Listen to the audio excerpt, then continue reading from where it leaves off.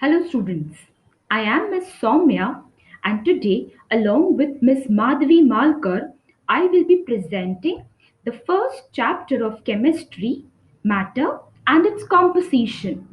This video lesson is an initiative of Children's Academy group of schools. Before we start with the lesson, requesting you all to please keep a notebook ready along with a pen. Let's begin. In this module, we are going to understand the term matter and its classification. Children, look at this beautiful picture of nature. Enjoy it as if you are a part of it. Observe and take a note of all those things in the picture that you consider as matter. Children, pause the video and note down the examples. Time up. Now let's check your answers.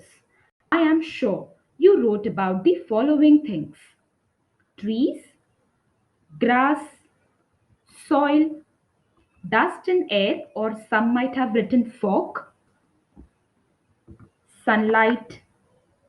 Tell me, students, why do you think these examples are matter? What makes them to fall in this category?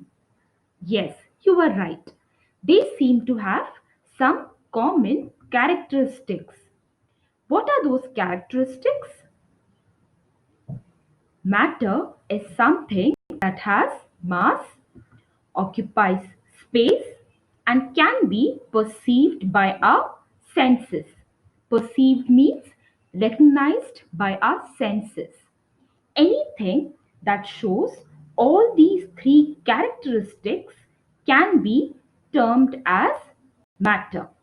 Children, here the question framed for your exams could be, kindly make a note of the question.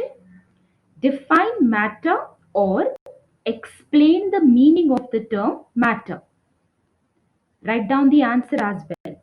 That is, matter is anything that occupies space, has mass, and can be perceived by our senses. Now, let us cross check if the things that you wrote prior, looking at the nature picture, are matter. That is, whether they follow all the three characteristics. Trees, yes, it has mass, occupies space, and can be seen, touched, and felt. Same goes for grass and soil as well. Exactly the same goes for dust in air. It has mass, occupies space, and can be seen, touched, and felt. However, sunlight doesn't have mass, neither occupies space, but it can be perceived by our senses. Any example of matter should have all the three characteristics. Therefore, sunlight cannot be called as matter. Now that you know what matter is, you have to identify what is non matter. So, have a look at these pictures. I'm sure by now you're going to identify them quickly. Here it is. Students, if you check, the things which are living or non-living fall in category of matter. But examples like energy, time, force, heat or fire, which do not have mass, neither occupy space, but can be perceived by our senses, cannot be termed as matter. The possible question here for your exams could be in the form of an odd man out, wherein examples of matter and non-matter are enlisted. Let's revise the concepts done till now. So, we have understood the difference between matter and non-matter. Matter is something that has mass, occupies space, and can be perceived by our senses. Examples are bacteria, microorganisms, humans, animals, trees, plants, etc. Non-matter is something that does not have mass, neither occupies space, nor can be perceived by our senses. Examples: emotions, heat, light, all forms of energy, time, fire, etc. Children, pause the video and copy down the difference between matter and non-matter.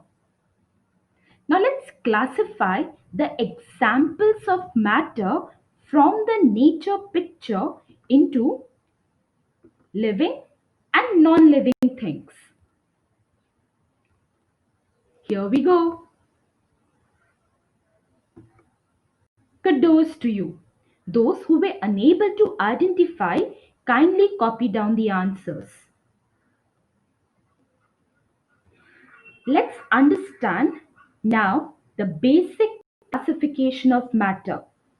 Children, you may again pause the video and draw the geo, which shows that matter is classified into living and non-living things.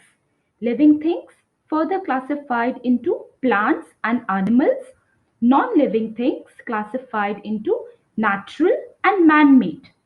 Here are the examples.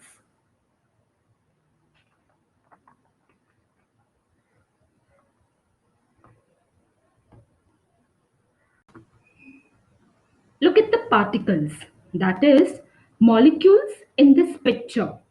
In this picture of water, aren't they of same kind? Observe one such molecule. As you can see, it is made up of two hydrogen atoms and one oxygen atom. As you all know, chemical formula of water is H2O. This matter, which comprises of same kind of particles, is termed as homogeneous. Homo means same, genus one kind. Such a matter is called as substance. Now we all know substances exist in nature in three different forms. What are the three states of matter in which water exists? Yes, it exists in solid, liquid, gas. That is, in the form of ice, water, vapor.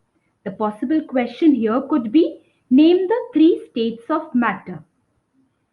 Pause the video and quickly draw a geo with word matter in the center, and under the word matter, write down its three states. Now here we have a fact file. Do you see a chemical reaction in which a new substance is being formed? Basically, one existing matter gave rise to other. Similarly, matter cannot be destroyed, which means matter is conserved and not lost. This fact was proved experimentally by Antoine Lavoisier. He formulated the law of conservation of matter. That is, matter can neither be created nor can be destroyed. Children, kindly write down the law of conservation of matter. Let's summarize the concept dealt in today's module. So we've understood the difference between matter and non-matter, characteristics and states of matter, meaning of the term matter with reference to the term substance.